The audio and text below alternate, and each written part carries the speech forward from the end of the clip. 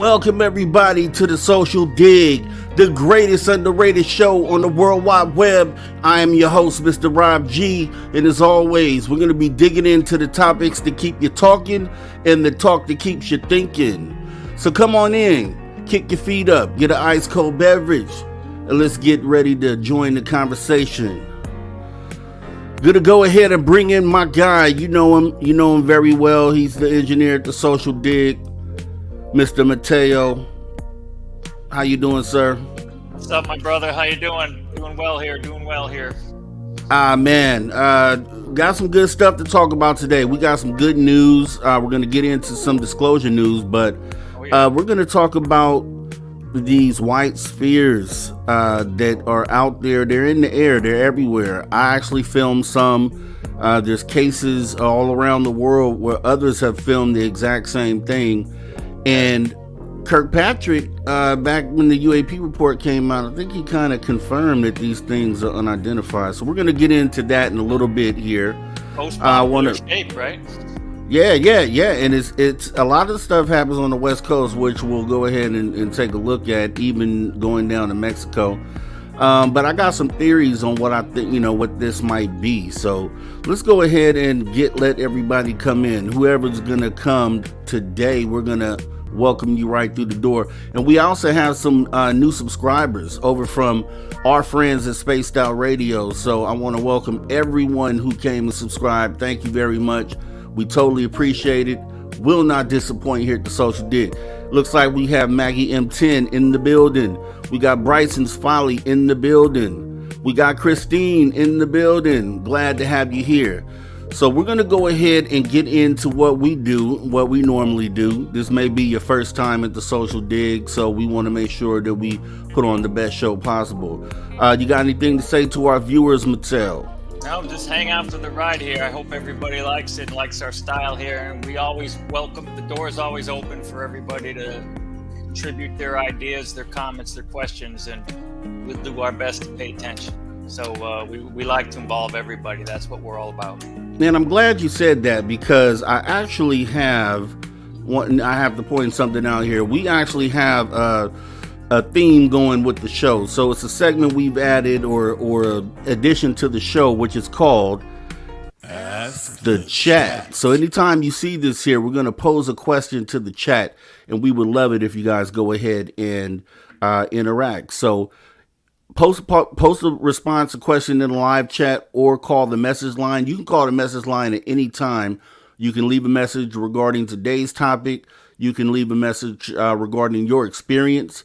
And we're going to actually open up the live lines, once we get this thing moving a little bit, because I want to hear what you guys have to say. I want to hear about your experiences, and I want to see, how we can allow you to get that off your chest.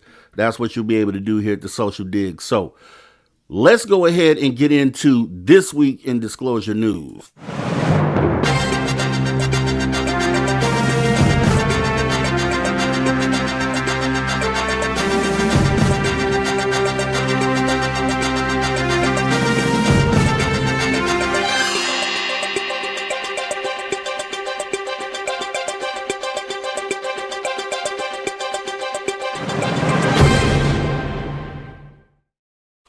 All right, this week in disclosure news. So we have some things going on here now. The main thing going here, and the question that we're asking is disclosure heating up? So we've been asking that every episode, and we're going to keep it there as long as it's trending that way, because it really seems like disclosure is moving, and we have some news stories here that I think that maybe might kind of back that theory up. What do you think about that, Mateo?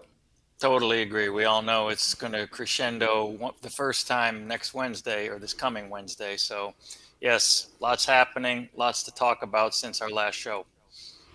All right, so we're going to go ahead and get into the first news story of the day, which is Kirby.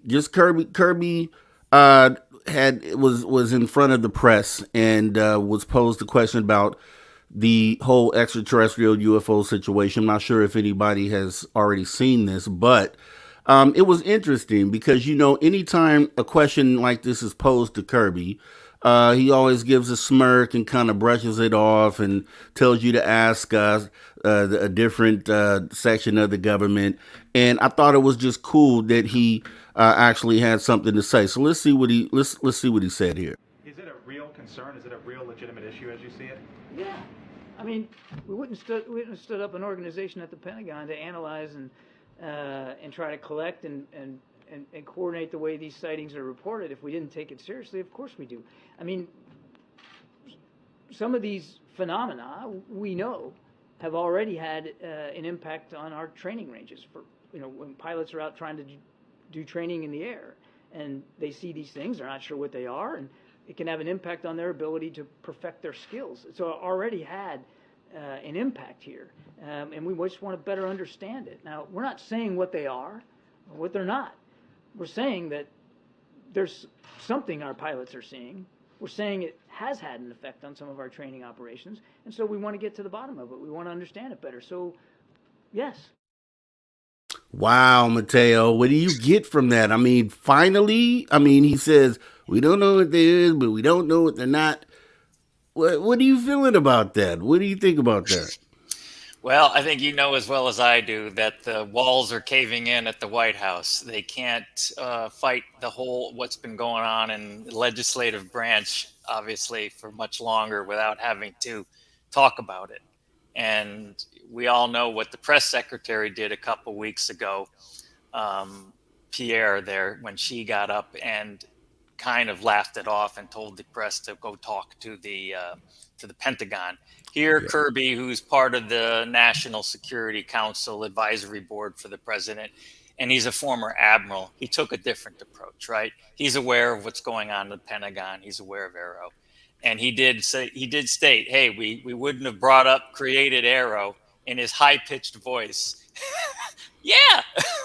By the Right. way, I don't know if you caught it, but there's a show on the partner show called The Hill, which is, I think, partnered with News Nation, where Yeah. there's a couple co-hosts, Brianna Joy Gray and this guy named Robbie Soav or something Yeah. like Yeah. that. Yeah. Definitely. She really made fun of Kirby when he did that high-pitched voice initial response to the question, and I had to laugh because it was true. But he, in spite of that, which was the comic moment of, as is always the case when UAPs and UFOs get talked about, he did answer it seriously, and he did answer it truthfully. We don't know, and they're looking into it now. What do they really know? I personally think the White House knows as much as the Pentagon does, and they're just not letting us know. So that may have been a lie, but at least the questions are coming, and they're going to have to keep answering them. And the more that comes out, the deeper the questions are going to go. Here's what I'm hoping. Obviously, this is closer to a person that speaks on behalf of the White House, right? So, Mm-hmm. I'm really, really hoping, being optimistic, that this is now kind of seeped from just Congress, a congressional issue, and is seeping into the White House, where we could potentially have this conversation going. Maybe have a president step out on a podium and make a certain speech. Be nice. I don't, and it just because we already know that they have been tapped into what's going on, and they just chose not to speak on it. So they would always deflect to the Pentagon and say, "Go ask them." Mm-hmm. So it is just surprising that at this point Kirby is saying something. Is really the reason that I wanted to take a look at that, because that is so close to the White House and so close to the president that we may hopefully get one of those moments that we see in movies where the president steps in front of the world and makes that deep speech on behalf of humanity. So hopefully we get something like that. I have a theory on that, and maybe it'll come up later in the show tonight, but I'll save it for now. But anyhow, Okay. yeah, I hope so too. I hope All so right. too. Well, we'll jump into the next thing. Obviously, we have, which yesterday actually, Tim Burchett, I don't know if you're aware of this, Tim Burchett came out and announced who the whistleblowers were going to be. And familiar faces, we have Ryan Graves, pilot Ryan Graves. We have obviously David Grush, the whistleblower that just recently came out and dropped all these bombshells about things that he's in the know about. And then we have obviously Captain David Fravor, who was the pilot who encountered the all famous Tic Tac. So, you know, okay team. I think that's an okay team. What do you think about that? I honestly was disappointed, not because I don't like any of those people. Absolutely love them all. David Fravor was probably my favorite because out of everybody who was a firsthand eyewitness, his story holds the most water, in my personal opinion. And Ryan Graves does too, but Fravor's is just, you can't, it was so tight and compact and so precise and so irrefutable, you know. He'll be under oath, so now the world will have to stand up and listen if they haven't seen him already, right? But I was hoping for some new whistleblowers who were part of private industry who actually had their hands on the materials and saw and read the documents and touched the materials, et cetera, et cetera. I think we were all hoping for that. Right. Maybe that's coming later in the Senate hearings, but and maybe they just couldn't get him now. And Tim Burchett did speak to this. He did say that He did. And there were actually, people who he knew who didn't want to come forward now because they were fearful for their jobs, their right. security clearances, and sadly, their personal safety. So So I'm I I have a can't clip of that. blame them. Go ahead, man. Yeah, I mean, I have a I'm clip of just that. that's my overall view, but I have another point too. But let's watch the clip Yeah, let's first. check the clip out, and then we'll see basically because I only took a couple pieces of the hearing, and then we'll look at that right now. Next Wednesday, July 26th at 10 a.m., the House Oversight Committee will hold a hearing on unidentified anomalous phenomena, UAPs. I prefer to call them UFOs. It will be held by the Oversight Committee on National Security, the Border, and Foreign Affairs. The witnesses will be as follows. David Grush, he's a decorated former combat officer who served in Afghanistan, and he recently told the world news about his experiences serving on a UAP task force led by the U.S. Navy from 2019 to 2022.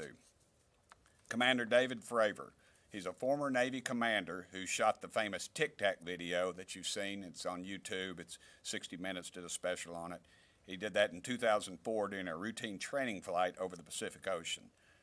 Ryan Graves, he's a former Navy pilot. He reported multiple UAP encounters during training flights. And the interesting thing about Ryan was that he warned the Pentagon that these encounters are putting our pilots at risk.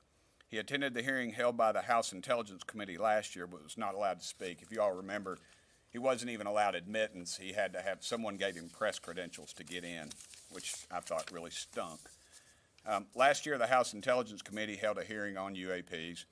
They brought in some Pentagon bureaucrats who only had two answers to the questions they were asked. I don't know, or that's classified. This hearing is going to be different. We're going to have witnesses who can speak frankly to the public about their experiences. We've had a heck of a lot of pushback about this hearing. We've had members of Congress who fought us. We've had members of the intelligence community and also the Pentagon. Even NASA backed out on us. There are a lot of people who don't want this to come to light. I've even tried to introduce an amendment to the Federal Aviation Administration Reauthorization Bill, and all that would do would require the Federal Aviation Administration to report UAP sightings by commercial pilots to Congress. I was told the intelligence community shut it down. This is ridiculous, folks.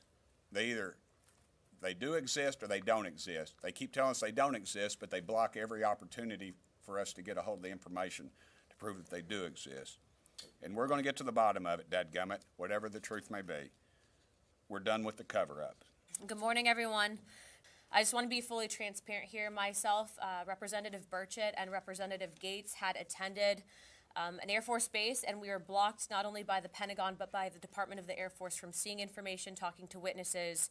And after much arm twisting, we got some of the information. But the fact is that they answer to Congress and thus the American people.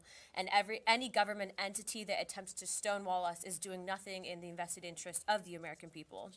When I take at face value the numerous roadblocks that we've been presented with, it leads me to believe that they are indeed hiding information. I look forward to bringing this topic to light and finding out the truth of what is really out there.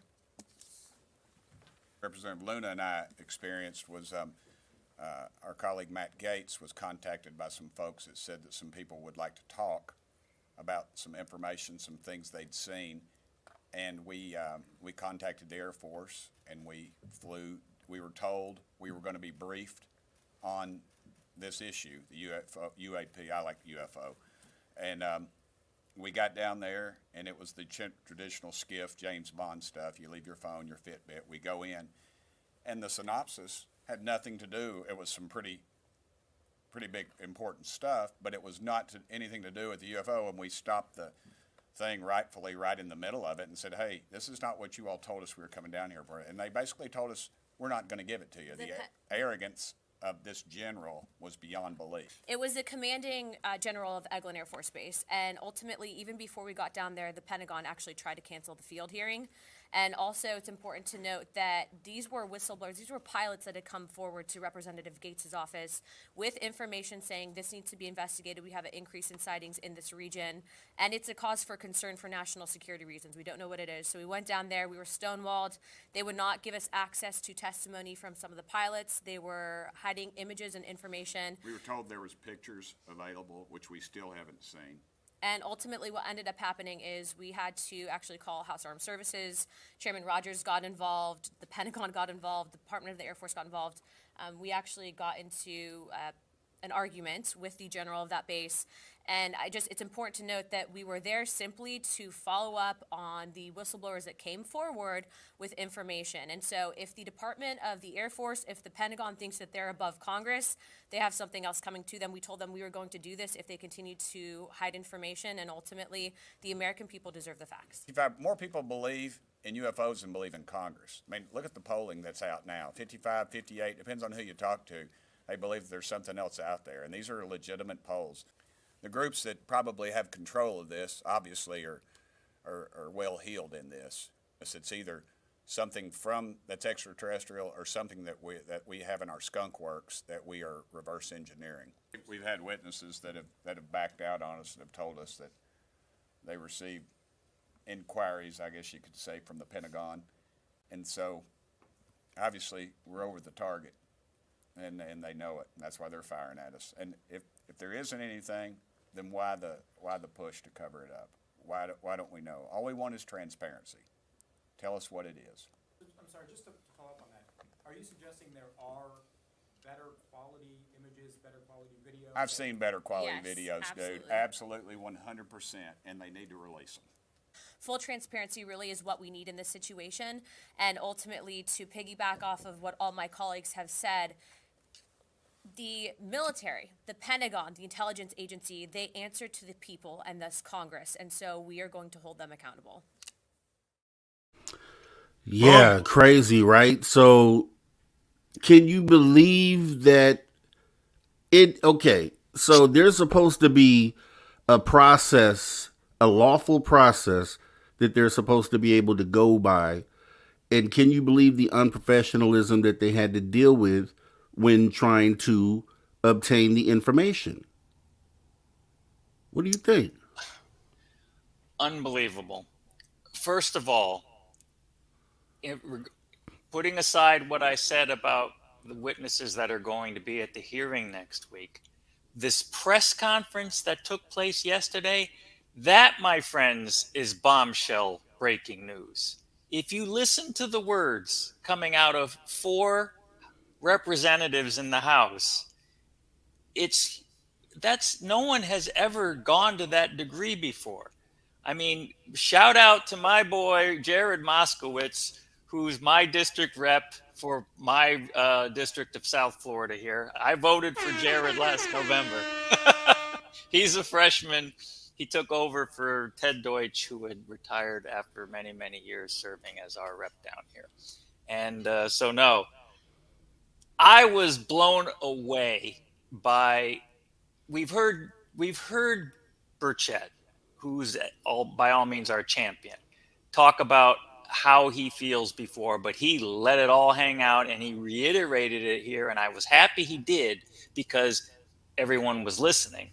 And the details he got into about what went down in Eglin Air Force Base, Luna's from Florida, Matt Gates is from Florida, Burchett's from Tennessee. They come down here and they get stonewalled and they have to call their buddies back up in Washington in order to get further. Whoa, no wonder they got into an argument with the general at Eglin. I'm sure the guys in the Pentagon were saying, let him in. And the general was saying, no, I won't. And then, now you end up having to pull rank. It probably got ugly, uglier than they're letting on. So, but the whole point is if you take apart what they said in that press conference yesterday, all the stuff Jared said, Luna said, Anna Luna, Burchett, and then the other guy's name was Eric Burleson from Missouri, who's another player in this now. If you take apart what they said, that right there is bombshell news. The White House, people should know. And here's the thing, Rob, I haven't seen a single word in mainstream media about it. All that we've seen is News Nation. I think what went down yesterday was actually more bombshell than what's going to go down next week. But that's just my opinion. I'm very proud of everybody. And Dab Gammit, whatever it is, Burchett, that says, I hope he gets. Yeah, Gammit. Yeah. I hope he gets where he needs to get. And we're behind him 1,000%. And he's right. He also had another funny line, and then I'll shut up, that the U.S. populace believes more in UFOs than they believe in Congress, which I thought was hysterical. So anyhow. Yeah, I mean, here's what I mean. Truthfully, it's beautiful though, because if they are blatantly trying to obfuscate the information, them getting to the information, that means we're close. That means they're stirring the pot. They're poking the hornet's nest. We're over that the target, like Tim Burchett says. That means it's right across the line. Essentially, they're definitely dealing with the right people. They're going to the right people for the information because they're going against protocol. So, and this is definitely a good time to ask the chat. So, and I do see some comments in here regarding this. Yes. So we had Christine who says, "You're not surprised at all. The military's been doing this for decades when it comes to disclosure." And yeah, I mean, we don't see them doing anything differently. I mean, it's a shame actually. And we have, let's see, Bryson's Folly, my rep, Virginia Fox, is ineffective and ineffectual. Yeah, I mean, when the time to vote, you know what you got to do. Heck, I mean, Bryce. I didn't vote for Marco Rubio before, but I'm going to vote for him this time, right? I mean, it's, he's our Florida senator. I think he's not my senator. I have mine is Charlie Crist. So, but anyway, yeah, this is the only thing we've got. And as Bryson's Folly says, they're probably making enemies in the Department of Defense right here. I think they're fine. But what they care about, they could give a darn about what the DOD thinks of them. They care about what their constituents think of them because we put them in office, not the DOD. So I think that's what these people are coming from. And here, I'm hope they stick with that. Now here's another thing though, and I don't even really want to give this any shine really, but there's a lot of things going on right now that I feel like are direct movements against disclosure. Like anytime we get to a point where something big is about to happen, so just like the David Grush, they have the David Grush story prior to the Aero NASA hearings, right? So the Aero NASA hearing was done to be able to take the air out of disclosure. So we countered that with David Grush. So they don't like that. They don't like the way that it's going. So what happened immediately when David Grush released his story? Arrow released a statement stating they have no evidence of extraterrestrial. They just doubled down on what it was they said. So now we have this hearing coming up here on Wednesday, July 26th, and they have a bunch of other information that's coming out that someone's putting out. So I just want to talk about it. I don't even really want to show it. And this part may not be related, but it might. The timing is suspect. So apparently, did you hear anything, Mateo, about the TTSA being in trouble with the SEC? I heard rumblings of that, and I saw you mentioned it in the show notes. Tell us about it because I don't know the details here. Well, no, I mean, apparently, according to the document, the TTSA took investor money and spent it on other things, a movie and some other things. So now they're being charged by the SEC. And Lou Elizondo, Chris Mellon, a long list of people are included in that. So the question would be, isn't the timing funny on that? I mean, it's they bring this out right before we're supposed to have UFO hearing, right? Okay, now let's set that aside. We also have some journalist by the name, I'll say his name, by the name of Art Levine, who I guess is writing for the Washington Spectator, put out an op-ed. Now, I was watching a guy, Lou Jimenez, he kind of covered this last night. And it is full. It's a complete hit piece, if you ask me. He covers, or he has something to say or something to point out about every single person that is at the top of this ufology movement, from Ross Coulthard to everyone. I mean, the article is it's entirely way too long. Put a lot of effort into it, and my question would be, why? Why was that done right now? Why is it done? And who helped you get that? Who helped you source all that information in order to kind of lambast everyone that has anything to do with disclosure right now? I mean, it's an active movement right now to kind of take the air out of what we have coming up here on Wednesday. Someone doesn't want it to happen. Someone doesn't want it to happen, and it's very, very clear. What do you think about that?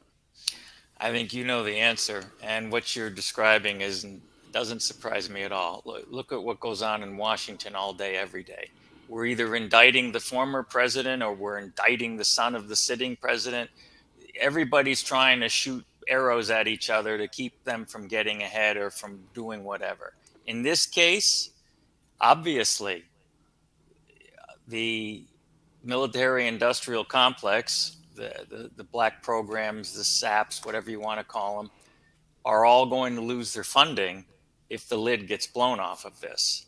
So they're going to, and they're already in Washington lobbying all day, every day with their Congress people and their, whether they be representatives or senators.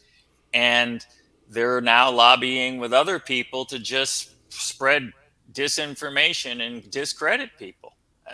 Like you just said, I didn't read that article from the Examiner, but I find that's disappointing. I mean, we're not saying that everybody's perfect, but the point is that's beyond the point now. There clearly is just to discredit. I'll tell you what, this guy came out of nowhere. This Art Levine came out of nowhere, and he wrote something about every single person. I mean, he's going back into Ross Coulthard's past as a 60 Minutes reporter and trying to point out the reasons why he no longer is affiliated with 60 Minutes. This is in Ross's past, deep past. Why would this be something that's important today? But like I state, it just shows the level of where this disclosure movement is at. It's up there, and it's about to spill over. And there are people behind the scenes who are feeding people information or pointing them in the right direction to get information to slander anyone who currently has credibility in this space. So Got to keep your eyes on the prize. Got to stay focused. You know, we talk about the if you I'm sure if you bring up a Bing page or any sort of news page right now, I can guarantee you before you get to the bottom of the page, you're going to read something about either Russia, China, or North Korea uh, saying something in regards to nuclear war. Some sort of headline that's supposed to take the focus away from what it is that we're doing. I can guarantee you that. Yep. I can guarantee you that. And Bryson says personal politics need to take a backseat when it comes to disclosure. It is positive that this is the one subject that crosses party lines across the aisle. That's right. I mean, it's all about humanity. These invisible lines, like I said on Spaced Out Radio, we have to figure out a way to erase these invisible lines. These lines don't exist, and until we figure out a way to take care of that, then we're going to have stay with these issues that we're having now. And just to point out, just what Tim Burchett was talking about when he said that most people, there's 57% of the current public agreed that the government is withholding information regarding UFOs. And another thing we pointed out when we showed this last time is that 21% say no. So the out of the total public, 21% are the skeptics and the people who don't want this to come out. So still a small group, but they're still there, and that's kind of the problem there. So Still, though, small percentage, not to be worried about. Shouldn't be worried about. So with that being said, I did have something else here in the news. I had your guy came out and did an interview. Another weird timing sort of thing. So we're going to take a look at that. Who am I talking about? Sean Kirkpatrick, the head of Arrow, right? So once again, someone from Arrow, I'm going to say this is Arrow. I'm not even going to say this is Kirkpatrick. This is Arrow that told him to come out and have an interview. Right. Exactly. OSUDI or whatever exactly. it is. So, Undersecretary of Defense for Intelligence. Yep. Let's see what he said. And this, again, I couldn't take the entire interview, so I just took the speaking parts of the interview, and this is what Kirkpatrick said. Let us know what you think. Long-term intelligence officer, scientist, and military officer. Dr. Sean Kirkpatrick, in his first television interview after a year on the job, told us everything is on the table. What keeps you up at night? Technical surprise. And that could be adversary technical surprise or extraterrestrial technical surprise. It's a big job. Yes. Most common misconception people have of UAPs or of the work you're doing? That they're all the same thing and they're all extraterrestrial. And neither of those are true. We have to go through the rigor of taking each one, matching it against our known objects and known catalogs, and then reviewing that, peer reviewing that, making sure that everybody's in agreement. What's your best guess of what happened there? It's really hard to guess on this, and I don't like to guess. So have you hit a dead end with this one then? The more things that I see that resemble a Tic Tac, then I can get more and more information about what that is. So that 2 to 5%, which are anomalous incidents, which you're still looking into, could potentially be extraterrestrial activity? So we are going to follow our data and our investigations wherever it goes, right? So I have a full range of hypotheses. So you can't rule it out? I can't rule it out, but I don't have any evidence that says that. Say categorically you've seen no convincing, confirmable evidence of intact spacecraft kept by the U.S. government? No. I have seen nothing that leads me to that conclusion. Is it possible there is some secret program that you're just not aware of? I don't think so. I have access to anything and everything I need. Why do you think these whistleblowers are coming forward? Well, one, I think the recent law, which extended whistleblower protections to them and named Arrow as the authorized disclosure authority, opens the door for them to come and tell us exactly what they think they saw or know about. You believe them. I believe that they believe what they're telling me, and my job is it's not a question of belief, right? It's a question of what can I go research. A lot of these allegations crop up again and again over history. Do you think extraterrestrial life is out there? I think it's statistically unrealistic to think it isn't. I mean, given the vastness of the universe. Are we going to find it on your watch? Well, wouldn't that be fun? I mean, that would be probably the best outcome of this job. Okay. Wait, what are we going to give him? Are we going to give him that? Are we going to give him that? Okay, so No applause. Here's the thing. So he did mention the fact that what keeps him up at night is technological something. So he said basically if he's what keeps him up at night is if we are at a technical disadvantage against an adversary. Essentially. That's paraphrasing what he said. He said it more eloquently in 2 words. But adversarial or extraterrestrial. So he did at least say the words. Okay, so but as far as everything else that he says, so he started with that, but then he gets to a point to where he says they found no evidence of extraterrestrial. Now, double down, like you said earlier, like Arrow did after David Grush. He just doubled down again, and and he's being very careful with his words, even answering the last question.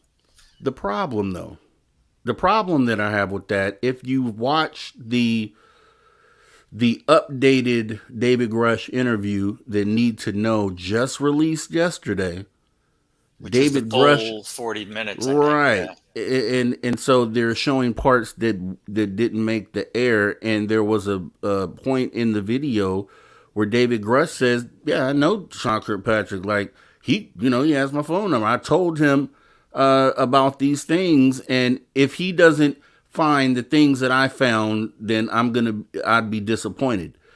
So clearly, David Grush is stating that Kirkpatrick has evidence to not be able to make a statement like he just made. On top of that, we pointed out a few shows back that in 2018, Kirkpatrick wasn't the head of Aero, he was somewhere else in the DOD. But he actually flew Brandon Fugel from Skinwalker Ranch to Washington, D.C. to give him a presentation on the things that they were doing and finding at Skinwalker Ranch. Paid for. Flew him out, paid for everything. So disingenuous for Sean Kirkpatrick to make these sort of statements, but we know why he did it. We know who told him to do it. And it's Arrow, it's the Susan Goes and all those people who try to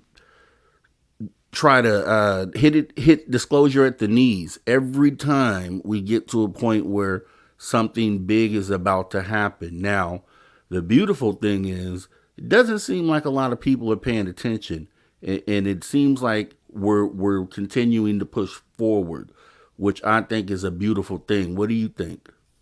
I think it is, and you're right. I think the naysayers here, the nasty negative naysayers, as the late Stanton Friedman used to refer to them as, are getting lost in the wash here because they're being outspoken by the Tim Burchetts and the Lunas and the Moskowitz and et cetera. No one's listening to this guy. Yes. And you bring up a valid point too. And I don't want to digress, but remember the discussion after Grush came out about the security level clearances that Grush had, some level 50 versus what Kirkpatrick had, which was a level 10. And if you remember, there was, big ups to the UK there. Remember that? And there was some talk about whether or not Kirkpatrick actually had enough clearance to see what Grush had seen. There was some debate about that, and that kind of died down. And now you get Kirkpatrick in a direct answer to a question where the guy says, do you think there could be a program that you don't know about? And he says, I doubt it because I would be able to see it. What is that implying? Is that Right. implying he does have a necessary clearance? This guy, I hate to say Right. it. I hate to say this, and I'm going to use a strong word here. There's evidence here that he's lying, like Oh, you think? through his teeth. I don't like to put this on anybody in a public office like this. I know he was appointed. He's not. We didn't vote for him. But the point is, he's lying, bro. He's not. Yeah. It's not consistent. And then we've also heard other things like Grush and He Talk and other witnesses who have gone to Arrow and chose not to go to. They rather go talk to Congress. He's heard all this stuff. And the point you just brought up about the Skinwalker meeting, he's seen stuff, and he's lying when he says he's seen no evidence to prove it to anything. So, I Yeah. have a problem with that with him, and I'm not sure if the truth will ever come out there. But Yeah, it won't come out from him. And see, that's the thing. But like I stated earlier, with all this going on, all these different angles, Burchett said in the press conference that they're putting roadblocks up. They're attempting to put roadblocks up. The Pentagon is, to stop them from getting to the information. They're flat out telling them no. You can't see this. No, I'm not going to tell you X, Y, Z. So it just lets you know that they are knocking on the right doors, Oh, yeah. and that we are so close to cracking that open. So now, see, and you can tell by the way someone acts. So when you get those sort of responses, then that lets you know, okay, there's something there. So now you go back to the lab, and you figure out the best way to get through that, or what, set up the next plan on where you want to go next, what it is that you want to do now. So now that we know, okay, this person is triggered whenever I ask for information, so let me figure out a way to get around that person or bypass the situation. So it's beautiful the way things are playing out, and we're going to keep the Is Disclosure Heating Up theme going as long as we're on this path, and everyone involved in this is doing the right thing. I think it's a symphony almost, the way everyone is coming together and playing their own instruments, and it's just a beautiful thing. So hopefully, and you made a great point. I mean, as far as the hearing goes, yeah, we have Grush. We just heard from him. We have Fravor. We've been hearing from him and Graves for years.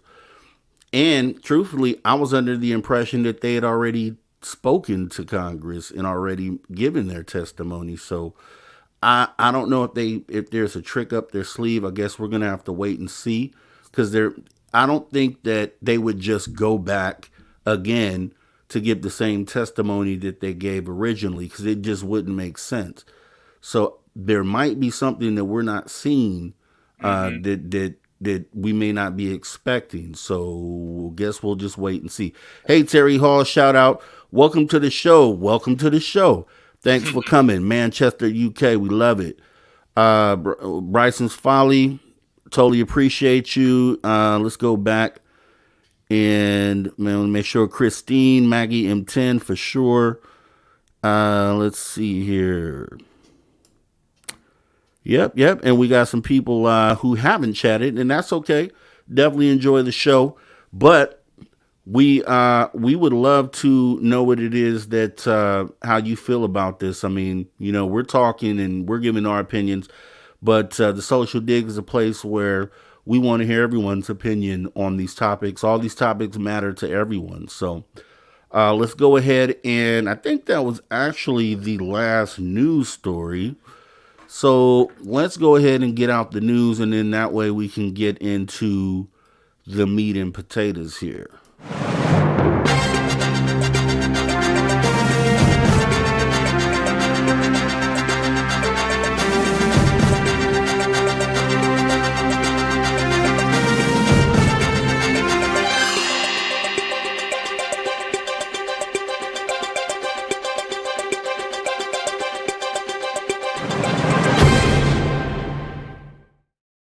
All right, so we're getting into our main topic of the show, which is these white spheres in our sky not of this world. Now we're going to end up touching on my sighting that I had, that I talked about on Spaced Out Radio, where I caught 47 of these things on film in broad daylight.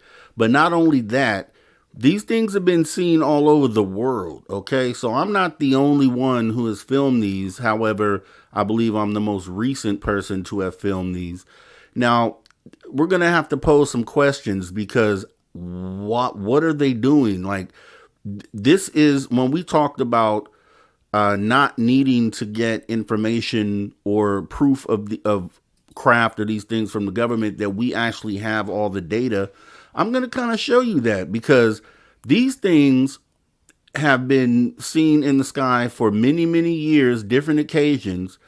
They're in the air all the time. Now, some people have mistaken them for other objects, and we'll kind of touch on that too.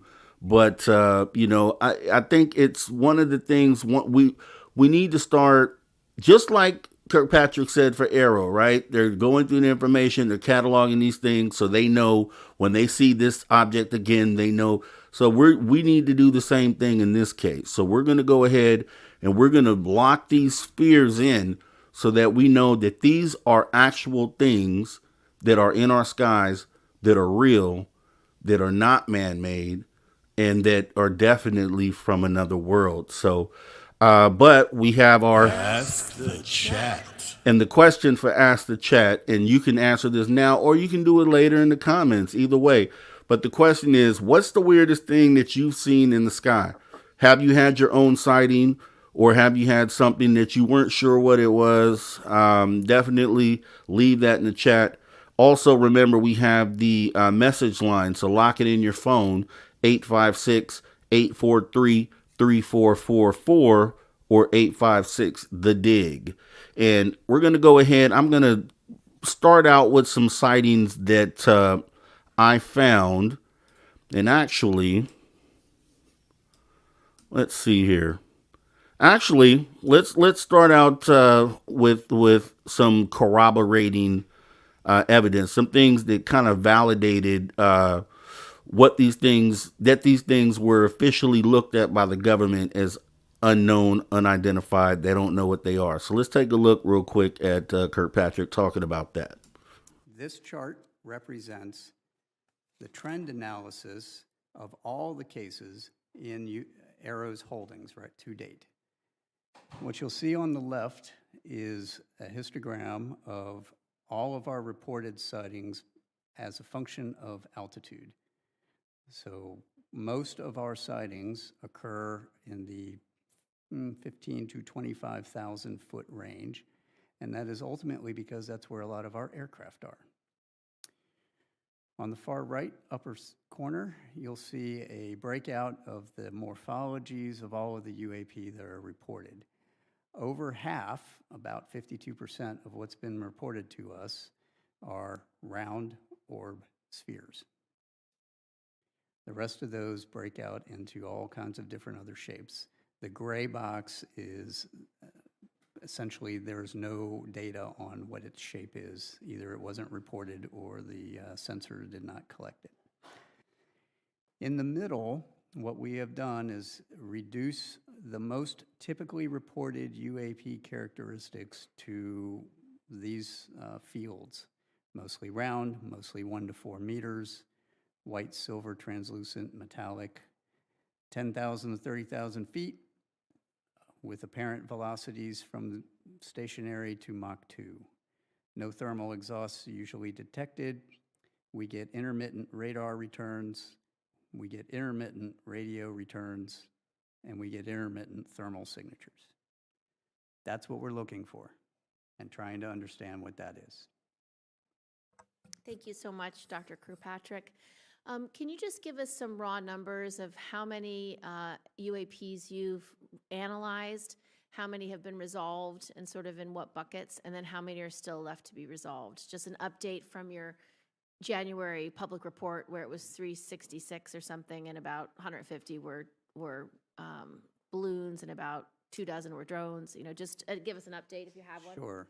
So as of this week, we are tracking over a total of 650 cases. Now, the report in January basically said about half of the ones at that time, about 150, were likely balloon-like or something like that.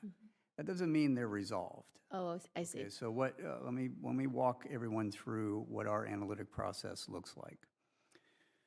We have essentially a 5-step process, right? So we get our cases in with all the data. We create a case for that event. My team does a preliminary scrub of all of those cases as they come in, just to sort out, do we have any information that says this is in one of those likely categories? It's likely a balloon, it's likely a bird, it's likely some other object, or we don't know. Or we don't know. Okay, and that's what we're going to be talking about, because there was, and I have a presentation that we're going to go through. So looking at this, let me go ahead and just start off with this quote. Now, I'm going to end up playing my sighting video in just a moment here, but these are some of the screenshots that I use, and they kind of make the point of what might be going on here. So if you remember, there's a fleet of them, and they're all going against the wind. Remember, that was from the gimbal, right? Mm-hmm. So look at the gimbal's shape. Everyone was like, it looks like a top. It looks like, with the protruding thing poking out the bottom. So there's some reasons that I believe that that might be the case. So going a little further, you recall when the UAP report, this was not the last one. I think this was one from the year prior. But they redacted shapes. You remember, they wouldn't even tell us what some of the shapes were. They just wouldn't tell us. You would, and I know John Greenwald from the Black Vault talked about this, and he was like, why? Why wouldn't you show us the shapes? Why would shapes be classified? Why would shapes be redacted? And he was trying to go ahead and figure out a way, to appeal that and get them to release the shapes. But they wouldn't do it. Now, they wouldn't do it until recently when you saw Kirkpatrick at that hearing. And when the UAP report came out in January, which it was late, by the way, they made a shocking addition to some of the things that they were considering, which was balloon-like entities, if you recall that, right? Balloon-like entities. So these balloons, which we found out only 3 weeks afterwards, after that report came out, we magically had this balloon that made global news that we ended up shooting down. Now, the reason why I'm bringing that up is because the shape of the balloon obviously was round, and it was white. And if you looked at it from a distance, it could be considered a sphere. So that would be the obvious play on that, was to discount the actual white spheres that are in the sky. So that's what that was. What do you think about that, Mateo? Well, there's a marked difference between a balloon and what these white orbs are doing. That's, I think, the Exactly. key. And we don't want people to lose that. And I know you know that. So, yeah, a balloon, yeah, it's round, it's a sphere, it's white. From a distance, you can't distinguish it from any other. You don't know what it is. It's all it could be a star for all is concerned. But if it's moving, okay, and it's moving with the wind or moving slowly, or if it's got some sort of small level of propulsion like the Chinese balloon supposedly did, yeah, so it's moving slowly. But the white orbs, no, they don't move like that. So there's a marked difference. They may look the same, but they behave differently. And I think that's the distinguishing characteristic. So here's the play. So the play is, they presented the balloon to the part of the, like, obviously us in ufology, we're not falling for that. We know that's a balloon. We know it has nothing to do with being UAP, right?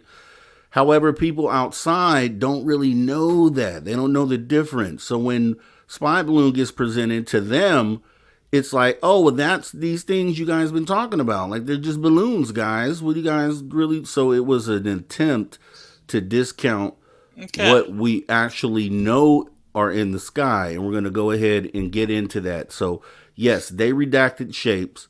They came out, talked about balloons.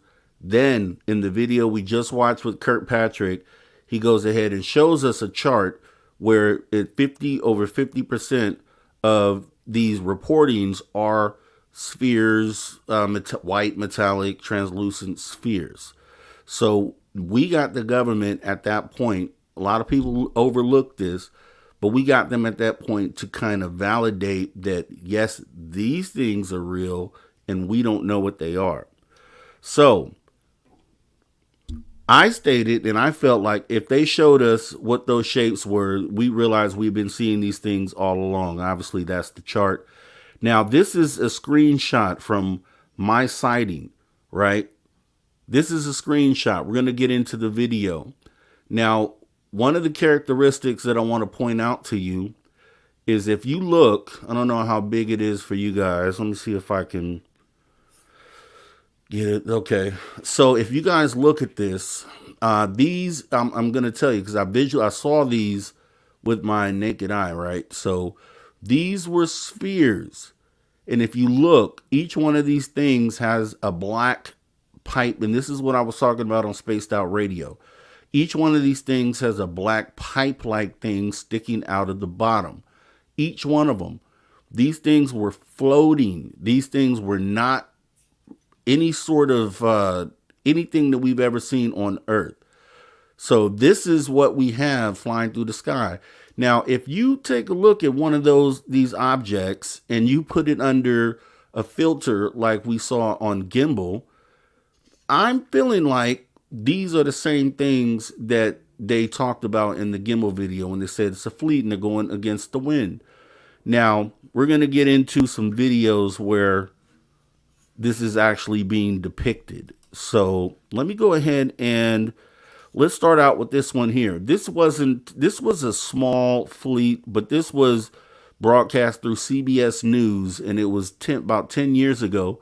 And it's the screenshot that we have with all the people looking up, pointing in the sky. This happened in New York City.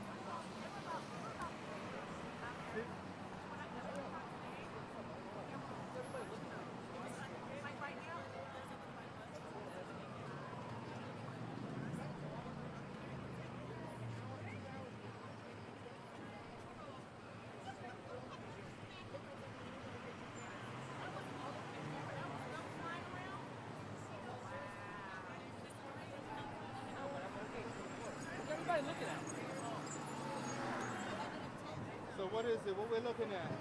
Balloons?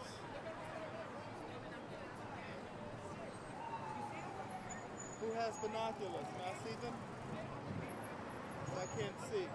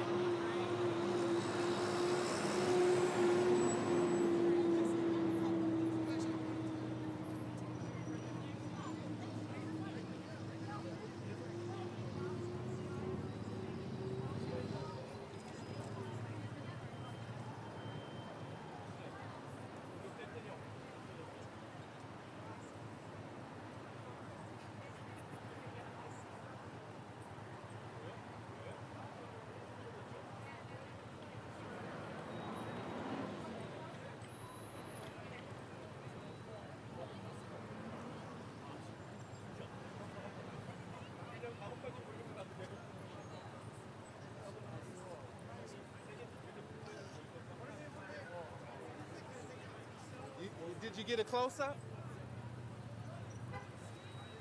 They're looking for aliens, they say. It's a spaceship. A group of them. I saw them when they disappeared. binoculars? Are they strobing or anything? Or doing lights? They were together and now like they separated. They're flying away from each other.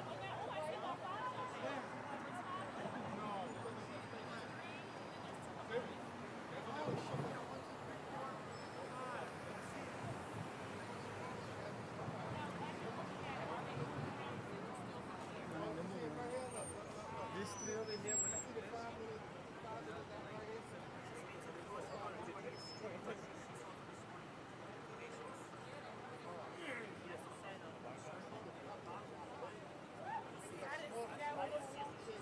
over here were like this. Did you film it this morning? This morning was crazy. Yeah. There's 5 of them. 5, 6, 7. 5, 6. Look, down there. There's 5 right there, and there's 1 more down there.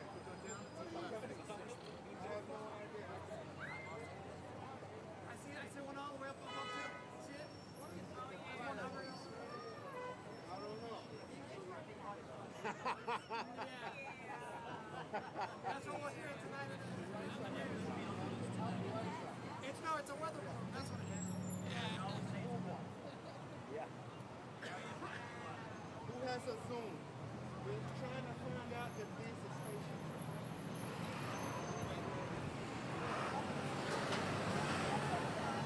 And there was some lady crossing on 21st Street.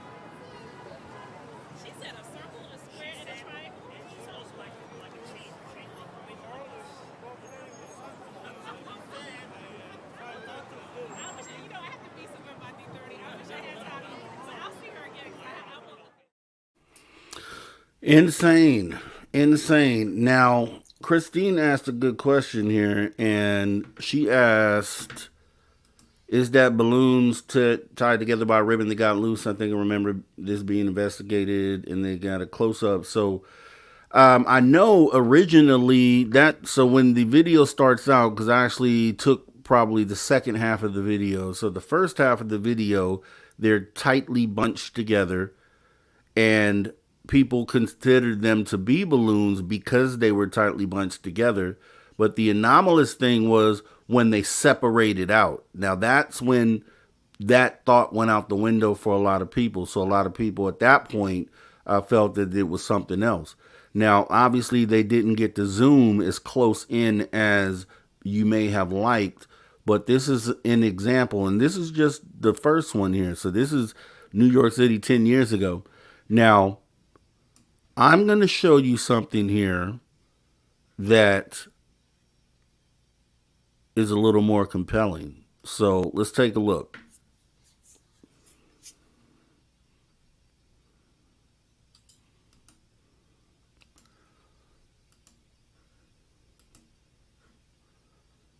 And we had to cut the sound on this. I believe it had some music that we either got blocked for copyright.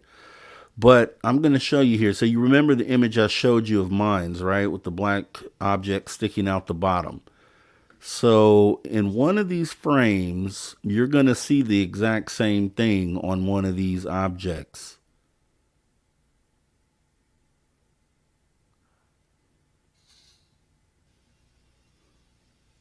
I remember this video, I think, from... They had a few different sightings in this Mexico. was from that ufologist whose first name is Jaime, and I forget his last name, right?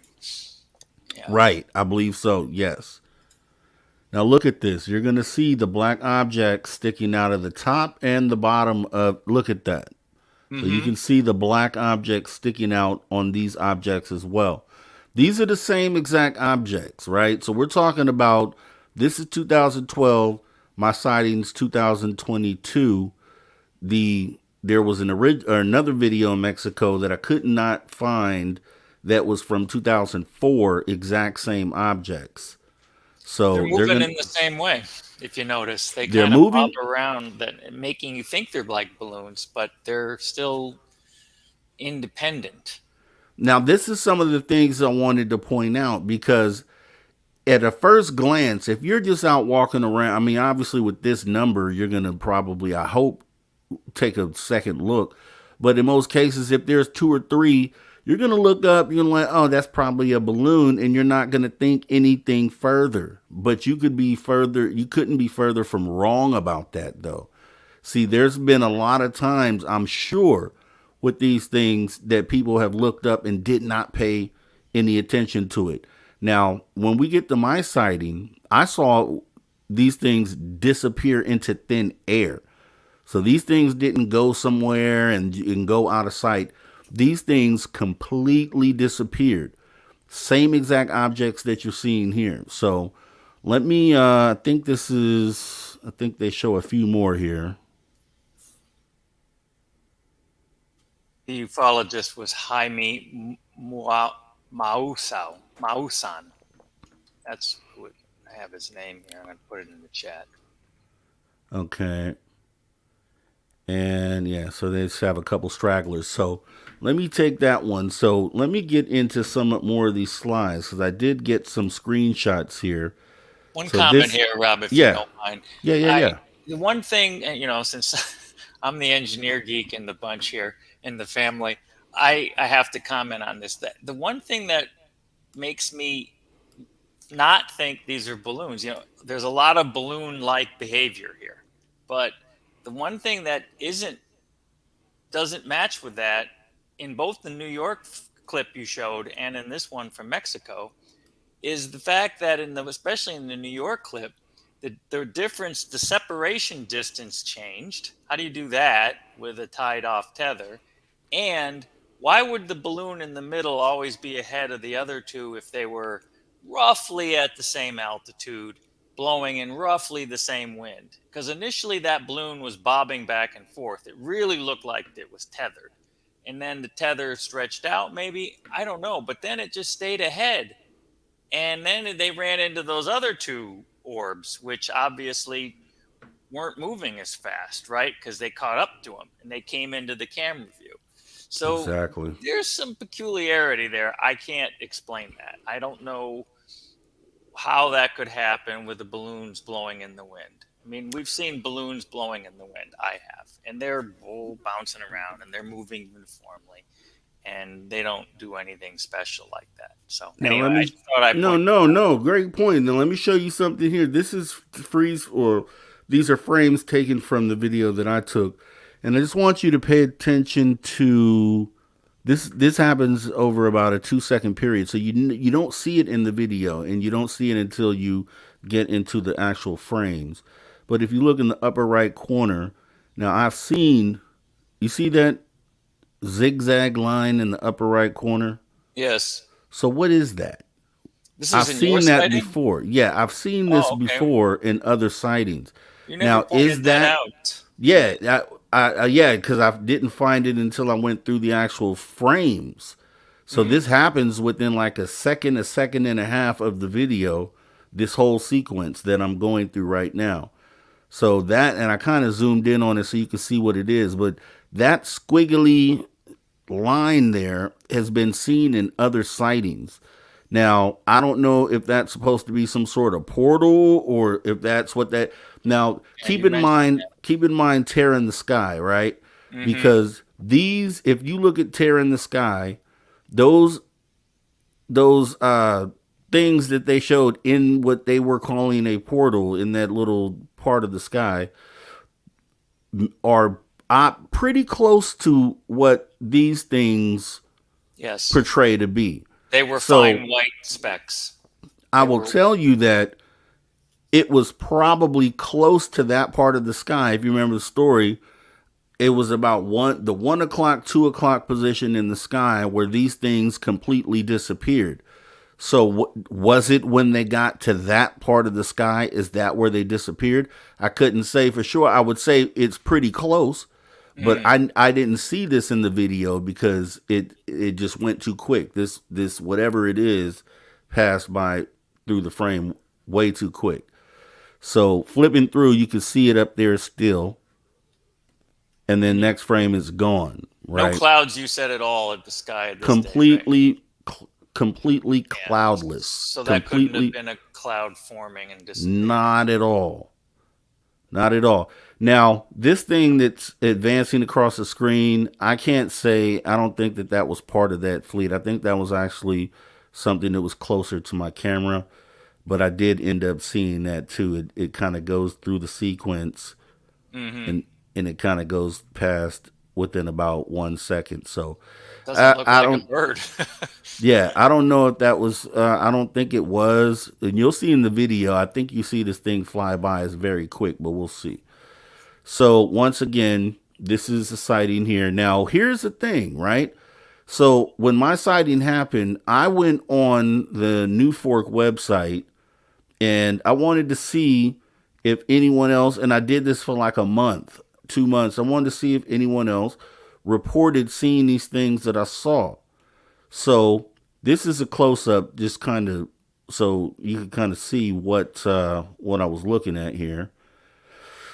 And that's the pipe like thing sticking out the top and the bottom. So that's oriented the same way you see it. So straight up and down would be this pipe like object, and in the middle of it was like a sphere, a white sphere. Each one of these objects were identical, and you could see them with the naked eye. So going through this, Like the gimbal. there was like the gimbal, I'm telling you. And I can bet you, and I tagged Tim Burchett on this, I can guarantee you that some of these things that they've been briefed on in classified settings, I can almost guarantee you that these objects are some of the things that they've been briefed on because they've been seen too many times. They are too common. So these have to be something that I would love for Tim Burchett. He wouldn't have to tell me anything like look at this public video and just tell me if you think this is authentic or not. And that would be enough. You could read between the lines on that. Now, this was 2 years prior. This was in Oakland, California. Someone in a Walmart parking lot took this. And this is, you'll see this in the video as well. So same things flying over, a fleet of them, right? And you'll hear them in the video say, are those birds? No, those aren't birds. I don't see any wings flapping. And that's going to be the common theme here. Each person who has made this sighting initially thought they were birds and then noticed that these things don't have wings. These things cannot be birds. So the point that can be made here is that these things are in the sky and they appear because they fly in a formation to be some sort of bird, something that you would just not think twice about. Now, is that done on purpose? Are they flying in this formation on purpose? Are they doing this to blend in? This could be considered like an attack formation. We do this with our military jets. We fly in these same formations. So it's not only birds that actually, so you have to ask, with all these things in the sky, what are they doing? Why are they doing this? So before I jump into this one, there is, I think I have like another video before mine's here, and this will show something else. Yeah, we had to cut the sound from this one too. But just look at this. I'm going to let you look at it. You'll see the black objects as well on these as well.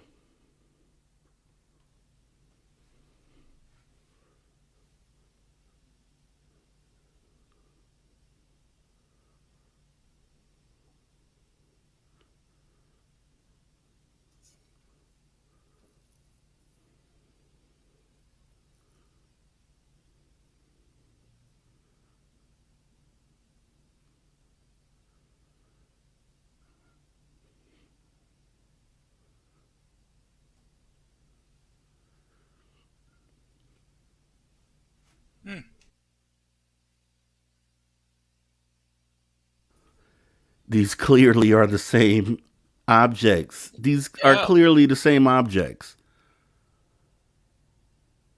Why are they so many of them together? Why? Like what? Why? Like what would be?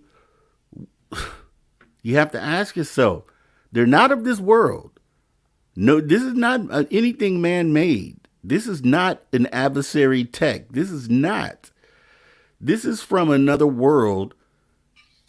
And why are they all grouped together? What is the purpose of that? they're being seen all around the world. Why? In the middle of the day, they're not trying to hide at all. So you got to ask yourself, why?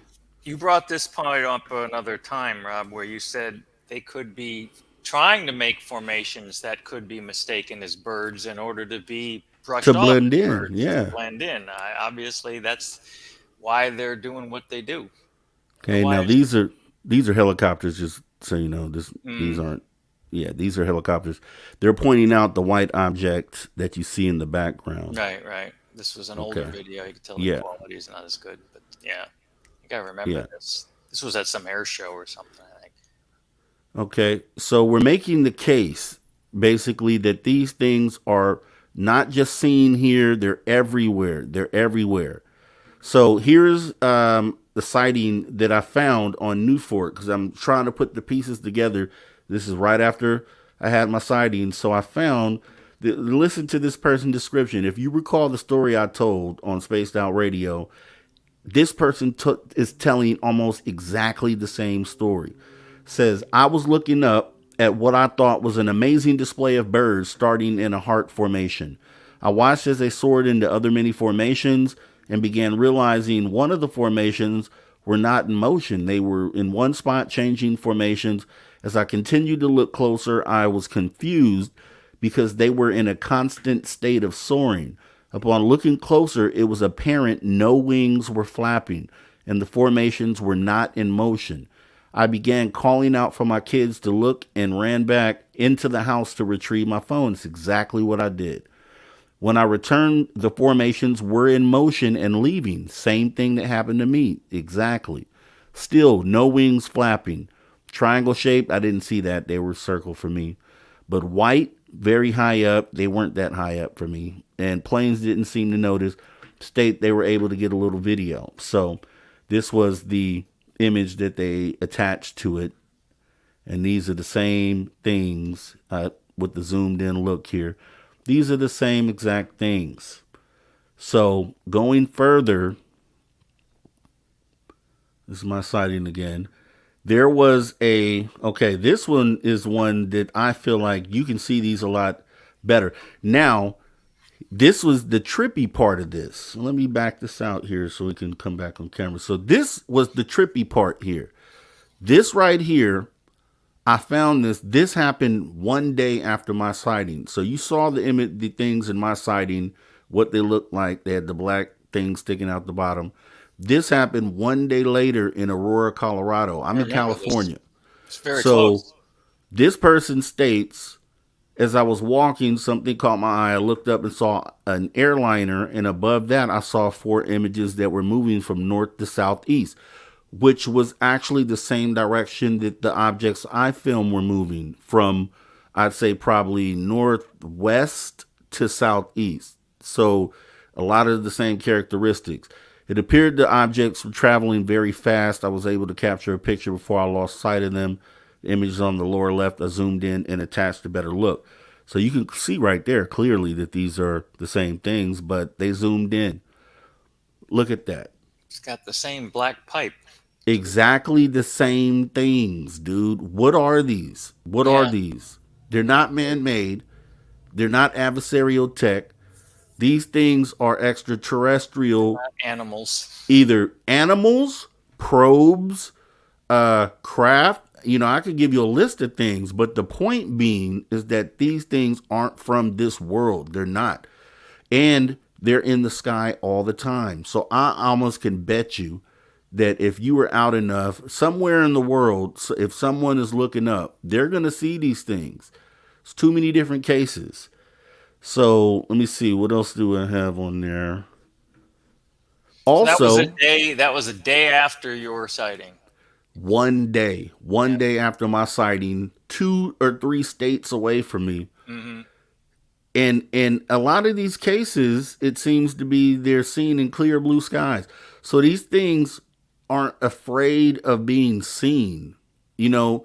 And that's when I talked on Spaced Out Radio. We talked about, someone asked a question on if they thought these things were elusive, and I said no, I didn't experience that. Like in mine, they were pretty brazen and blatant, and they kind of just, didn't care if they were being seen, and that's been the case in all the ones that we looked at today. So I Until they think disappeared. until they disappeared Then they into were thin a- air. Now we can safely say that these things are real things. You can look and see these things aren't birds. These things aren't balloons. These things aren't any sort of drones. What can disappear into thin air? These aren't adversarial tech. These aren't our secret government tech. There aren't any of these things. And so, if you know anything about the Arrow investigations, they have categories, and if they don't fall in those other categories, they fall in the what? The extraterrestrial category. These things, and I don't know if you've ever had, you know, uh, enough information to see something and say, yeah, that's something that's not from here. Well, this is what you have here. This is exactly what you have. So now we're going to get into, I think I have one more, and then I'm going to play my video. But and this is the last point I wanted to make about this, is that because people write these things off, it's someone, especially skeptics. There was a sighting that came out 2 or 3 years ago that was pretty big within ufology initially. And it was called the Longbow 281 video that was taken by the Border Patrol helicopter. Ufology kind of tore it to pieces and wrote it off as being birds. Now, the reason why I'm going to show you this is because when I told my story and I said I came outside, my girl called me outside, and I see these things flying in a ball, in a cluster, and they're just kind of flying amongst each other. When that happened, it made me remember, I'm like, I saw a sighting where something kind of did that, and it was the Longbow 281. So I'm going to show you that real quick. It's like a 2-minute video.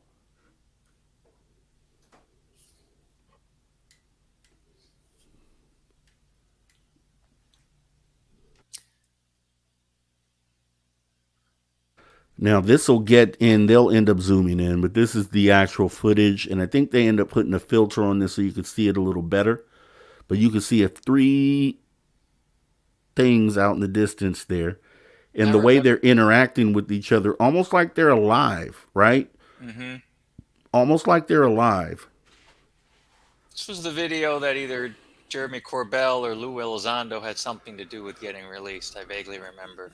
No, not this one. This one was released by, I forgot the gentleman's name. It was someone who got when people tried to start debunking it, they kind of, he kind of faded away. He was pretty upset about it. But because he had brought this out, it was during a convention that it happened a couple years ago. And it was supposed to be, wait until you see this video. It's crazy. Now they tore this apart and said, no, it seems to be birds. No, guys, these are the same things that we're looking at in these other images. These are the exact same things. So watch how these things interact. So this is not infrared, perhaps. This is just color filtered. Okay. They did color filter so you could see these things better. So you see how they're flying them and kind of swarming each other. I don't know if they zoom in on it again. Okay, you can see them there, the 3 different, Now watch how they swarm each other. And if you can imagine 47 of these things doing exactly what you're seeing right here, this is what I came out to. A ball of these things swarming each other just like that. You can see this is real time too, because the seconds ticker at the top was going off at the right time. So that was pretty fast swarming there. Yeah, now these ones seem to be progressing across the terrain, but mine's, they were just in one spot in a ball, swarming exactly like these. Now, these are the same things that we've been looking at in all these other images, all these other videos. Noteworthy one, the one on the right moved all the way to the left of the furthest left one real quick there. I think that's kind of anomalous movement. That's not balloon-like, right? If you got the 3 balloons and then suddenly the one that's furthest downwind suddenly goes all the way upwind. Right. Now, here's the thing. These are the things we have to catalog, right? So most people are looking in the sky and they're looking for discs. They're looking for the classic spaceship that has been reported. They're not even thinking to look at these things, but your government has told you that these white spheres are in the skies and they don't know what they are and they don't know what they're from. So we need to catalog these things and put them in our database and say, okay, these are things that we need to look out for. And we need to ask our government because, like I stated, I would love to have Burchett confirm that he's seen these things in the classified briefings, because I almost guarantee you he has. Now, the question would be to our government, your government, whatever country you may be in, is are we safe with these things out there like that? Like, what are these things doing and why are they always grouped up like this? Like, what is the purpose? Like, is this something that you should be concerned of? If you're flying, obviously, if you're a pilot, you should definitely be concerned of these. So with that being said, let me go ahead and get into my video here. I think this was, yeah. Okay, let me get into my video here and then we'll wrap it up.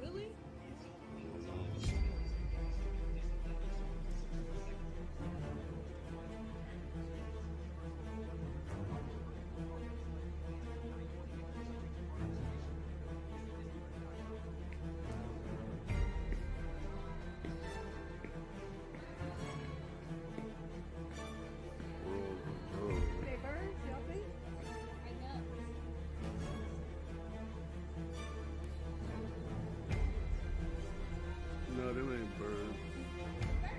No, they're not. Dude, those are not birds. There's no way those are birds.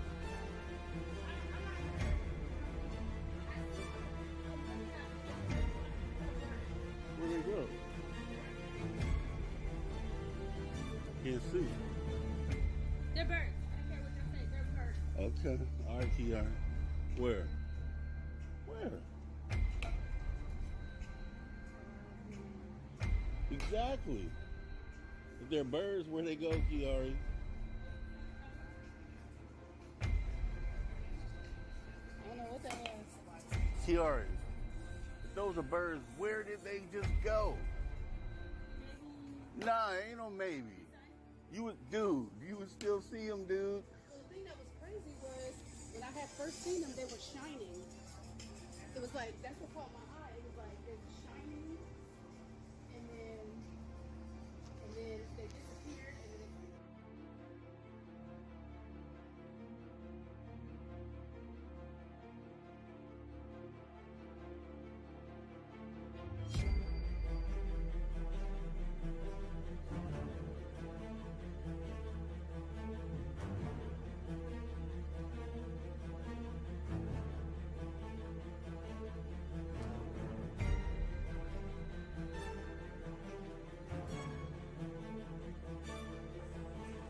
They are flying kind of weird.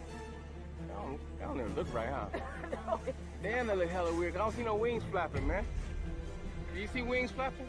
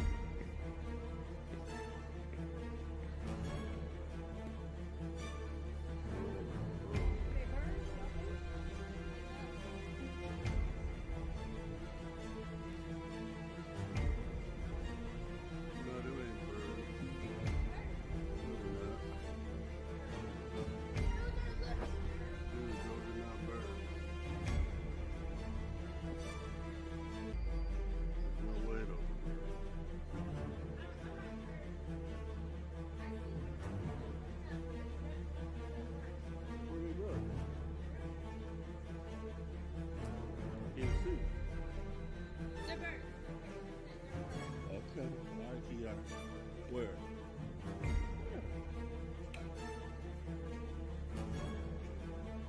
Exactly. They're birds when they go, Kiari.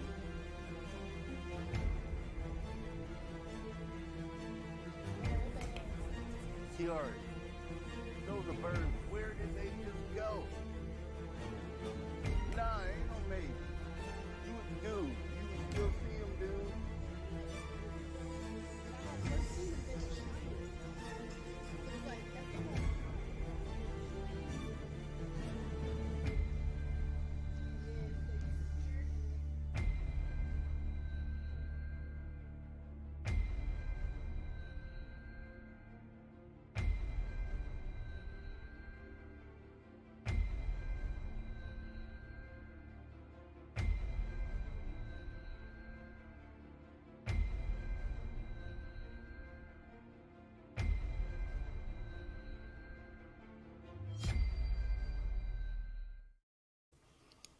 Wow, right?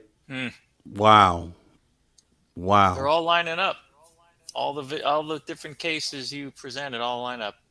We got to ask the chat, man. We got to ask. Ask the chat. Chat.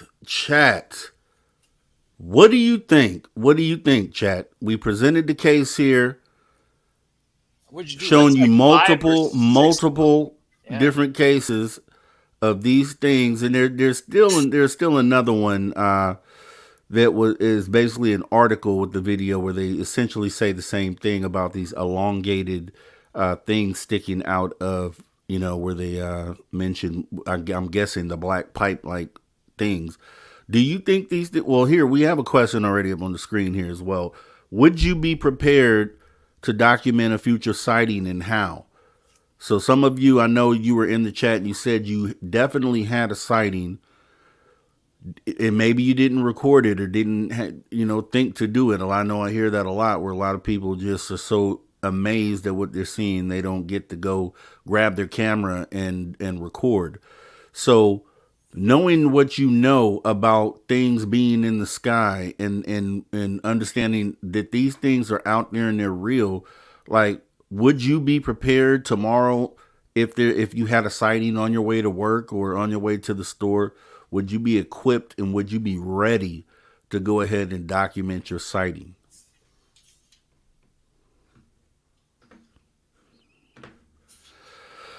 I would. Christine, just to answer your question, I filed a FOIA request and I got the FOIA back. And here's a lesson for everyone out there too. FOIA, you have to file that within 45 days, or actually you probably should do it less of your sighting. So, when I had my sighting, I didn't know what to do. I talked to Tim Senor. This is months down the line. So by the time I got around to filing my FOIA request, when they returned it back, they notified me that after 45 days, they purge any of because I was trying to get the air traffic control chatter and the radar data, because we have a couple airports here, and I know for sure those things were on the radar. Now, with that being said, I did the flight tracker 24/7, and I was able to historically go back to the time of my sighting, and I found a local person here who owns a private plane, a Cessna, who was actually making an approach. There's a executive airport about maybe 1 mile north of me here, and this person who owns this plane was coming in from Las Vegas and was coming in making an approach from the same direction that these things were heading in when they disappeared.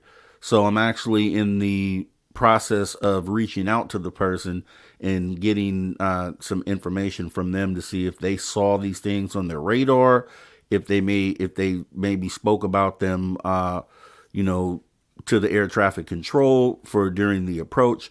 But yeah, definitely. So let me see what else we got here. That's awesome. To get hopefully you can get a hold of them. Yeah, Bryson. I mean, I can see how you feel that way too. Luckily for me, myself and Mateo, we were part of another UFO show out there, and we had already done shows and talked about being prepared for something like this. So that's probably the only reason why I was ready to go ahead and even get this documented. Otherwise I probably would have just went out with my girl the first time, looked at these crazy things like, wow, stood there in amazement as they flew by, and then thought to go get my camera. But we were already on top of some things. So, I would, we need as much of our own data as possible. So I've compiled this here. Now you can make any case. You can take this video to a skeptic right now and at least have them consider the fact that, wow, like that, those are too many different cases for this to just be something that can be written off.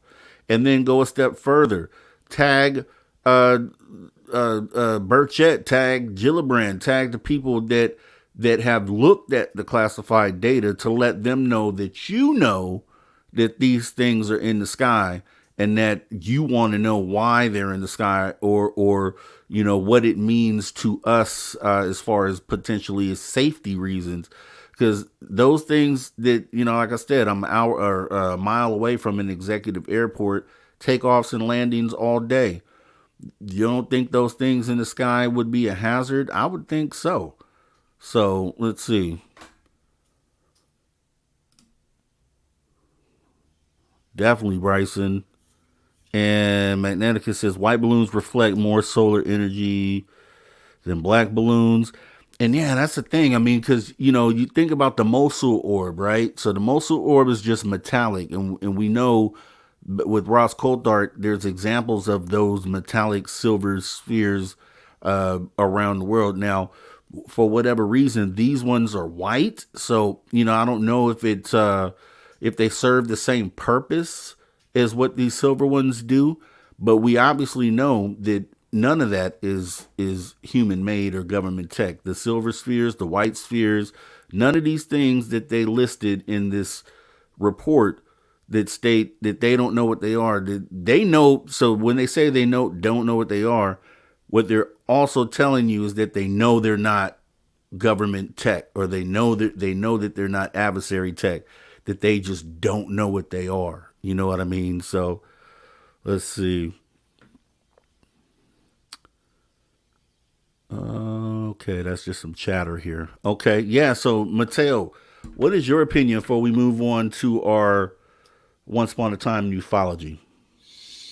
Well, you just brought up a point that made me think. I wonder, the Chinese balloon that did get shot down did have some hardware hanging out the bottom. Mm-hmm. But I don't think at a distance it was that noticeable. It would not have looked like a black pipe. I mean, No, no, no, that was too fine. From a distance, that thing probably just no, looked like a white dot, period. No, you no. couldn't make out any hardware because it was also Uh, very small. I Here, mean, relatively speaking. So I'm just bringing that up just because it popped into my head when you were talking about what the yeah. government response was. I find it compelling here, just an overall, to answer your question, because all of the cases you've cited, which you've done about a half a dozen, all are like yours. They all have these odd characteristics of the shape of the objects. They all look like they want to look like birds, but they aren't. So yeah, there's something there, and we don't understand it, and I don't know what it is. And the fact that yours disappeared, which is probably the most odd thing I could ever possibly have happened. That's what So, caught my attention, and so that the thing amazed me as is, anomalous. is that while we have so many people that are waiting for the government to show them something, like show me something, I want to see something, guys. These things I just showed you, some things that are in the air every day. So now the question is to ask them, what are these? Why are they flying in formation like this? Is this a threat? Is this the reason why they don't want to tell us about shapes? The reason why they don't want to let us know that the presence is here, but it's sitting right in front of our face. Now, if these things are benevolent or malevolent, we should know. These things flew directly over my head, right? So if these things were things that may be considered harmful to humanity, I would want to know that. You know what I mean? So the government just sits on their hands while we're sitting out here potentially being exposed to who knows what. And I think that's a problem. I think that, and like I said, you have these Senate members, Congress members that are sitting in these top secret meetings, and they're being shown things. So I know they can't tell you what they saw in the classified hearing, but I would think if I could talk to Burchett right now at this very moment, I would simply show him these images, show him the video, and ask him simply, do you think these things are real? As far as, do you think these things are man-made or not? And he should be able to answer that by, without breaking any sort of confidentiality or NDA or anything like that, and be able to confirm, like, yeah, that's an authentic thing that you guys are dealing with there. And then one step further, some of those cases you saw, like the one in Oakland, was reported to MUFON. So MUFON has a lot of this data as well. And they're handling my case kind of weird right now, and it just more solidifies the fact for me that, yeah, there's definitely something to this, and either they have shifted this case to someone else that is handling all these, or someone that I don't know if they tied themselves into the government or not, if they hand any of this data over to, because I've heard that that's the case in some cases, that this MUFON data ends up getting presented to the government. So I don't know how far we can go with that, but yeah, I mean, it's definitely, this at least shows you that these things are real. They're in the skies every day. It's something that you should be looking for and then asking questions about. So tag Burchett, tag, any of the skeptics, tag those guys. Let them pick this thing apart if they want to. I think we presented too strong of a case, though. So with that being said, we actually have we actually have some other things. We have like 2 segments that are pretty quick here that we like to get into. So I'm going to go ahead and get us into, let's see, Once Upon a Time in Ufology.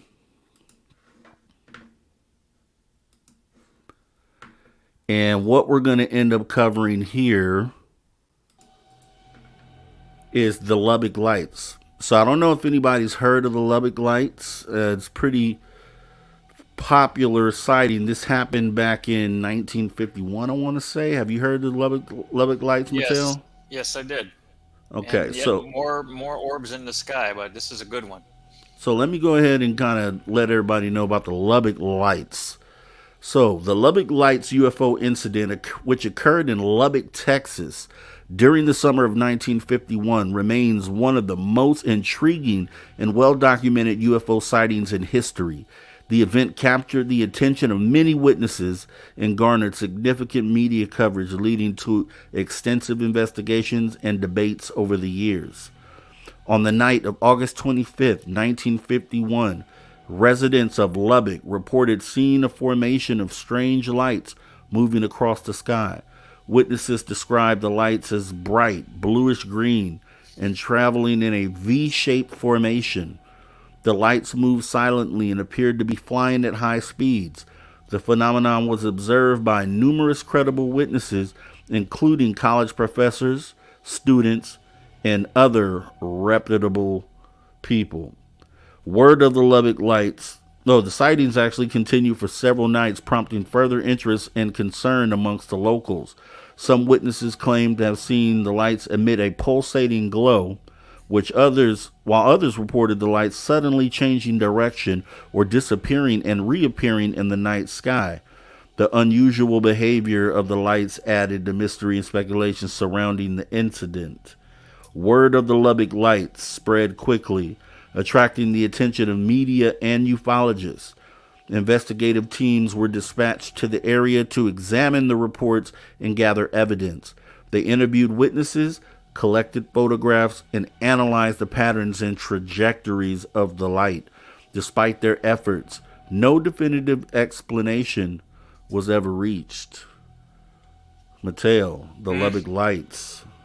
What do you think about the Lubbock Lights? I remember this case. This is one of the classic old cases that always used to get covered in a lot of the old ufology documentaries, like In Search Of and all of that sort of stuff that used to go on back in the 80s and the 90s. This was a good one. Here's a funny little tidbit. Guess what August 25th is? What is that? Tim Burchett's birthday. Not Wow. August 1951. I actually looked him up because I thought, man, this guy he must have grown up the same time I did. Would you believe I'm 11 days older than him? So Wow. Okay. we're the same. He's a brother from another mother. But anyway, no, I like this case a lot because it fits with what you covered here. These are more lights in the sky. Granted, these were at night. People did not know what they were, but clearly they weren't airplanes, they weren't helicopters, they weren't birds, they weren't meteors, they weren't Venus. And this has been going on for a long time. That's the whole point of science once upon a time. What we've recorded in the past and is a long, worn-out case in ufology that's been on a dozen and 101 different documentaries. It's going on today, people. Same thing, different year, different century. And when will we be able to take that next step? And I'm waiting. I think it's coming though. Like we talked about earlier, a lot of this disclosure stuff is moving along nicely. And I think we might get to the point where we can actually embrace all this stuff and be able to, sit down and sift through it and figure out exactly what it is that we're doing. So all those old cases will make sense in the end. Yeah, it's going to be a beautiful day. Mm-hmm. So with that being said, we're going to go ahead and get out of Once Upon a Time in Ufology, and we're going to step into a part that I love. I know you love too, Mateo, which is our science fiction to science fact movie edition. And the movie that we're going to go ahead and consider for this today on this episode is going to be Battle of Los Angeles. So I don't know. Have you seen this movie? Oh yeah, I think I've seen it twice. I don't remember the last time I saw it, but this is a good one. It's a good one. I mean, I'll admit probably my favorite movie theme is the aliens invade and we have to fight them. I know, it's not good. I really honestly believe the aliens are benevolent and we're not going to end up at war with it. It's just that Right. I happen to like that movie theme. I'm sorry. I'm a big War of the Worlds fan. I'm big into all that stuff just because I find it entertaining. But no, it's a good movie, and it goes along. Well, it kind of goes along with what's going on today. If we don't know if these white orbs are benevolent or malevolent, are we going to be at war with them, or We don't know. We don't Be know. our friends? It could turn either way at any moment. The point is, they're in the sky and they're in formation, and with 47 of them in one spot, who knows how that could turn out? And that's why we need some answers. So, Tim Burchett, if you're out there, Rubio, any of you guys who saw this information, you gotta let us know. We need to know what these things are if we have to worry about it. But let me go ahead and let these people know, because the reason why we do science fiction, science fact, it's actually so that, with nowadays how we're looking through things through a new lens, with the revelations of disclosure on the horizon, then we go back and look at some of these other older movies and kind of look at them and consider how they may have turned from science fiction to science fact and could potentially be a reality that we may end up having to face at some point. So let me go over the synopsis of this movie here. So, with Battle of Los Angeles, directed by John Liebsman, Earth faces a catastrophic alien invasion when a mysterious spacecraft appears in the skies over major cities around the world. The film primarily follows a Marine Staff Sergeant, Michael Nance, played by Aaron Eckhart, and his platoon. They are assigned to rescue civilians trapped in Los Angeles amid the chaotic extraterrestrial assault. As the alien forces relentlessly attack the city, Nance and his team must navigate through the urban war zone, battling both advanced alien technology and overwhelming odds. Along the way, they encounter civilians seeking safety and struggle to make their way to a designated evacuation point to escape the devastating alien onslaught.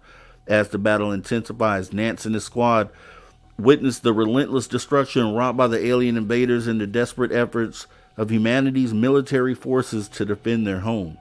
The movie skillfully captures the bravery, camaraderie, and sacrifice of the soldiers as they face unimaginable challenge in their fight to protect Los Angeles and its remaining inhabitants. So, that is your science fiction to science fact movie. And with that being said, this is how we end up wrapping it up.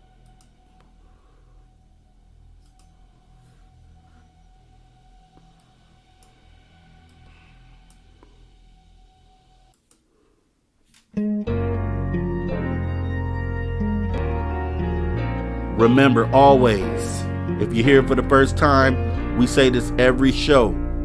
The reason why we do this show and we present this information and we provide a place for like-minded people to get together is for the positive progression of humanity, as you see here on the screen. The main reason why we do this. Mateo, you got anything to say about that? No, man. Yes. We're all part of the family here, Rob. We're supporting this as best as we can. We all want the same thing. We all want this news to come out so that we can make the world a better place. That's the bottom line.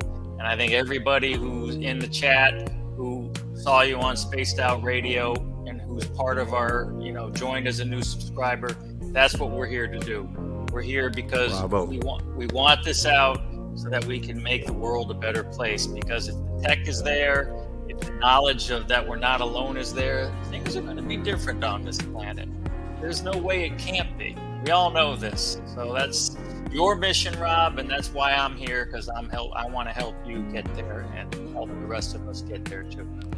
Yeah. I mean, and we got to thank all of our friends from Spaced Out, our family from Spaced Out Radio, for coming through today and signing up for the Social Dig. I mean, we totally appreciate your support, and I want to show you love. Let me go ahead and go through the chat here. We had Christine, definitely, thank you for coming. Maggie M10, totally appreciate your time. Cashew, what's up? Thanks for coming through. Dogface, let's have that beer. Let me know anytime. Let's see. Let me go back. I know Magneticus was in the building. Magneticus. Let's see. Let's go back here. Mr. Terry Hall. Oh, Terry Hall. Mr. Terry Hall.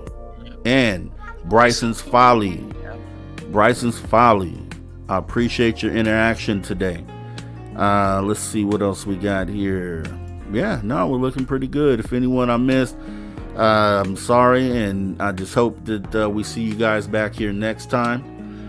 With that being said, we have to talk about the viewer call-in message line, because what I want to do is I want to eventually have you guys just call in and I want to talk directly to you. I want you to, you know, come in and say what's on your mind, maybe the topic we covered during the show, or maybe just something you have on your mind in general, just about something that's going on within disclosure, or even to talk about your experience. You know, let me know when you want to do that. Maybe we'll designate a day too for experiencers, like a Sunday when they do our Sunday shows. Maybe create a segment especially for our experiences. So we got a lot to come in the future here. The Social Dig is ever evolving. You know, we're always trying to raise the bar, and you're going to see that. And I totally want to thank everyone for coming. We're going to go ahead and get out of here. I'm Mr. Rob G, your host. This is Mr. Mateo, the engineer at the Social Dig. You guys have a great rest of your day. Take care.